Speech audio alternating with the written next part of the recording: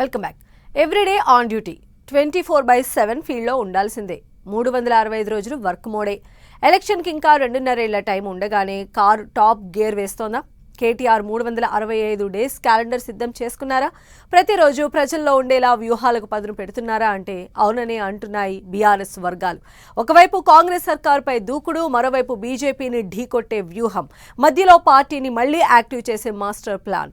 ఇవన్నీ కలిపి 1 year plan ready అవుతోందట. అసలు కేటీఆర్ స్కెచ్ ఏంటి?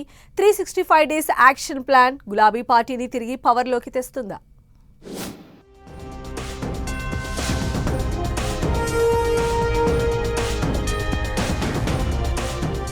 BRS pink print 365 days plan రెడీనా?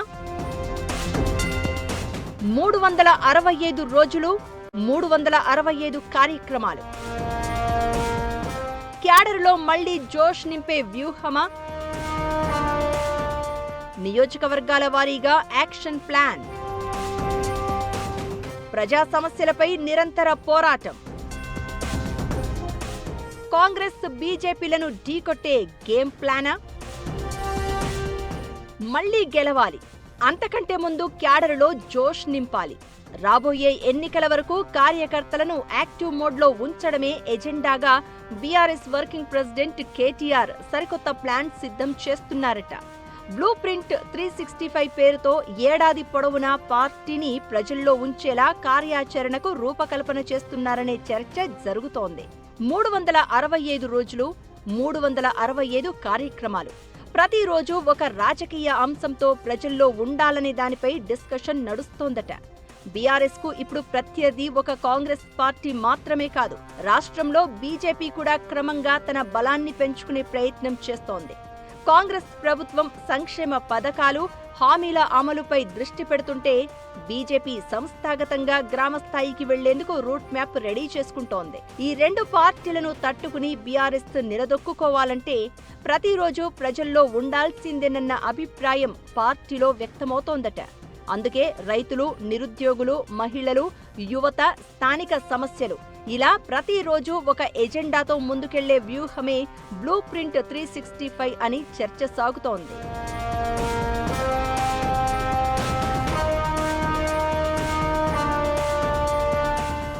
అధికారంలో ఉన్నప్పుడు ప్రభుత్వ కార్యక్రమాలే బీఆర్ఎస్ కు రాజకీయ బలాన్ని తీసుకొచ్చాయి. ఇప్పుడు మాత్రం పరిస్థితి పూర్తిగా మారిపోయింది. ప్రజల్లో కనిపించాలంటే ప్రతిరోజు సమస్యలపై స్పందించాల్సిందే. కేవలం ప్రెస్ మీట్లు, సోషల్ మీడియా పోస్టులతో కాకుండా గ్రామాల్లో నిరసనలు, బాధిత కుటుంబాలకు పరామర్శలు, స్థానిక సమస్యలపై ఉద్యమాలు ఇలా పార్టీని నిరంతరం యాక్టివ్గా ఉంచే వ్యూహాన్ని రచిస్తున్నారట కేటీఆర్.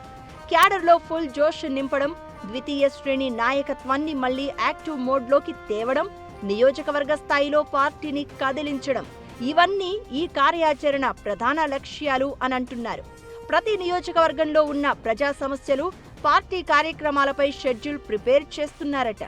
ప్రతి మండలానికి ప్రత్యేక కార్యక్రమాలు, సోషల్ మీడియా నుంచి గ్రామ సభల వరకు సమన్వయం ఇలా మొత్తం పార్టీ యంత్రాంగాన్ని ఒకే ట్రాక్ పై నడిపించే ప్రయత్నమే ఈ బ్లూ ప్రింట్ అని పార్టీ వర్గాల ద్వారా తెలుస్తోంది.